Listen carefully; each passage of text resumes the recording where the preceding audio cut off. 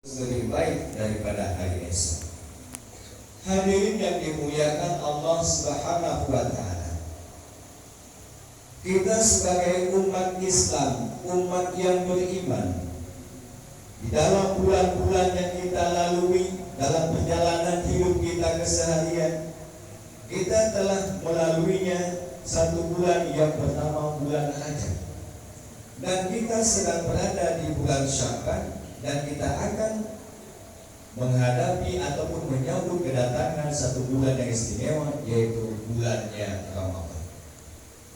Allah berfirman di dalam surat Ali Imran ayat 133, A'udzu billahi minasy syaithanir rajim. Bismillahirrahmanirrahim. Wasari'u ila maghfiratin min rabbikum wa jannatin 'arduha as-samawati wal ardh u'iddat lil muttaqin.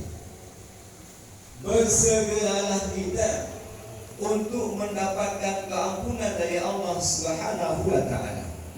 Bersegeralah kita untuk mendapatkan surganya Allah Subhanahu wa Ta'ala.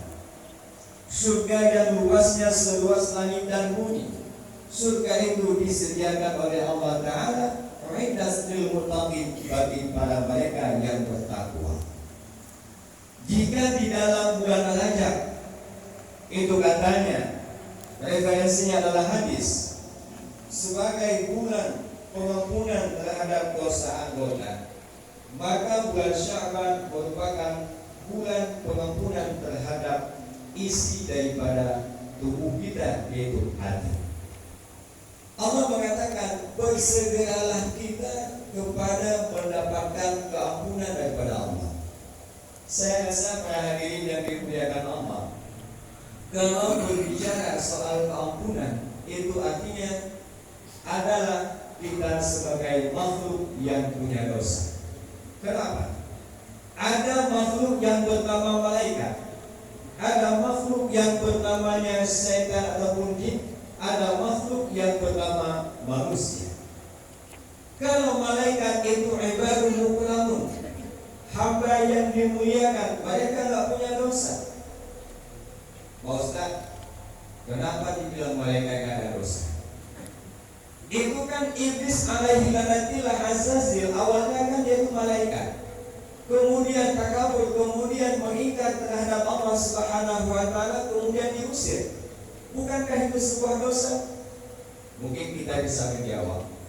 Tafsir Jalalain juz 1 menegaskan bahwa Azazil itu sebenarnya bukan malaikat, cuma daripada golongan malaikat. Dia itu sebenarnya adalah dari kelompok iblis, namun pada kehidupannya pernah berbau dengan para malaikat. Sepintas lalu itu malaikat. Malaikat ibadun mukramun, hamba yang mulia. Apa yang ditugaskan kepadanya itu saja dilakukan, tak pernah berdosa. Maka malaikat itu merupakan makhluk yang maksum. Sementara pada hari ini kita sebagai manusia biasa yang tidak maksum, yang tidak terlepas daripada yang namanya dosa dan silap dan salah, mengakibatkan tiap hari yang kita lalui adalah catatan dosa. Ketika kita sudah berdosa, sebaik-baik orang yang berdosa, yang bertaubat daripada dosanya. Ya ayyuhalladzina amanu tubu ilallahi taubatan nasuha. Wahai orang-orang yang beriman, bertaubatlah kepada Allah Subhanahu wa Ta'ala dengan taubat nasuha. Di dalam kitab Al-Mapan ada satu pelajaran, saya ulangi lagi pelajaran beberapa, yang intinya, isinya, bersegera itu adalah pekerjaan setan. Mubagah-bagahnya pekerjaan setan. Mubagah-bagah, mengkarat-karat, bahdir sembahyang, mengkarat-karat, bahdir wirid, mengkarat-karat, itu sebagian daripada perbuatan setan. Karena setan sering mengkarat. Kecuali ada 5 hal yang dituntut oleh syariat, kita harus menyegerakannya, harus cepat menyelesaikannya. Yang pertama adalah taubat. Kenapa? Karena taubat itu untuk mencari Kita tidak tahu kapan kita akan kembali kepada Allah Subhanahu wa taala.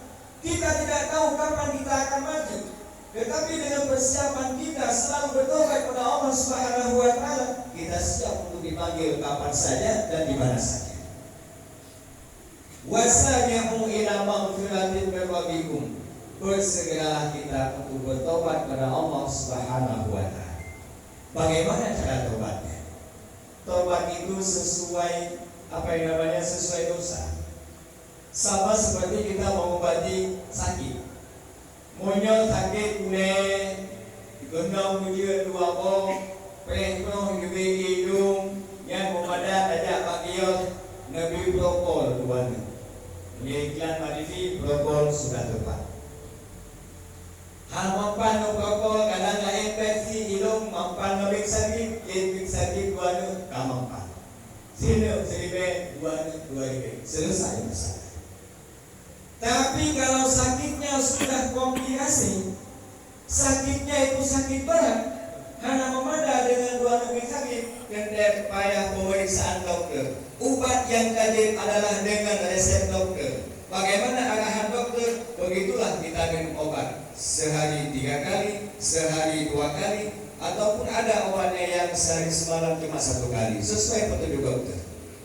Artinya, jika dosa itu dosa-dosa kecil, mungkin bisa jadi walikuli dzambin astaghfirullah, bagi setiap dosa itu iringilah dengan kalimat astaghfirullah.